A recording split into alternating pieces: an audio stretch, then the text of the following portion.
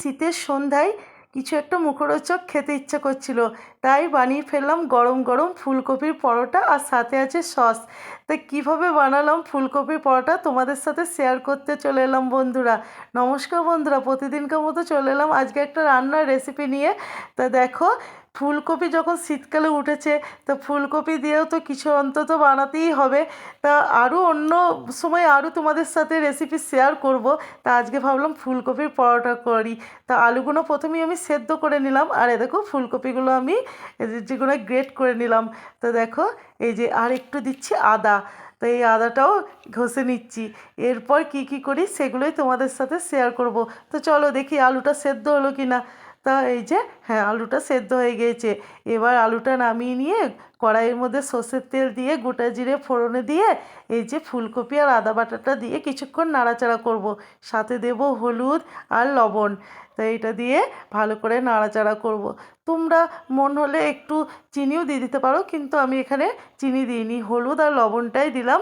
দিয়ে ভালো করে নাড়াচাড়া করছি। তাই এটা কিছুক্ষণ হবে।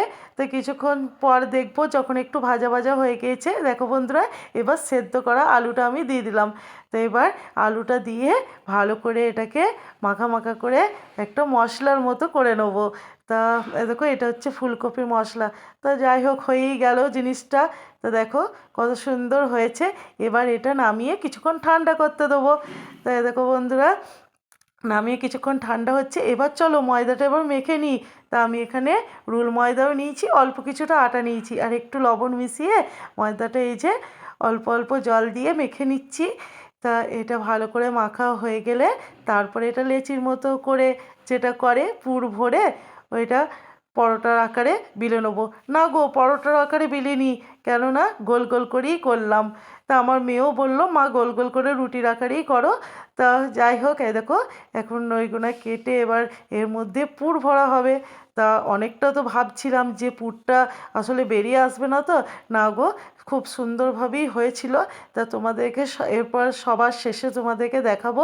তা দেখো, এরকম করে মুড়িয়ে আমি একটু প্যাঁচ দিয়ে নিলাম, যাতে মশলাটা বেরিয়ে না চলে আসে।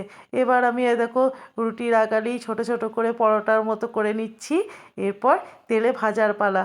তো চলো বন্ধুরা, দেখো কড়াইটা শুকনো হয়ে গেছে। আমি কিন্তু কড়াইই করলাম, তাওয়াতে করিনি।